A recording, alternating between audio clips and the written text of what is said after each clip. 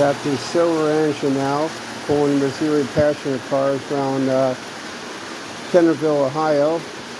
There's the Delaware. Here comes the Santafe. And everything's looking good. People sitting on the benches there watching the train come around.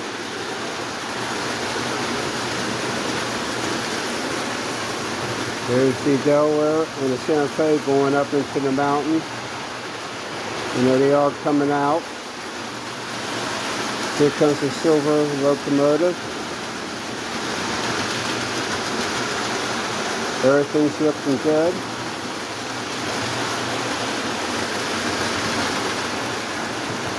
I hope everybody enjoys this video and have a great day. Thank you.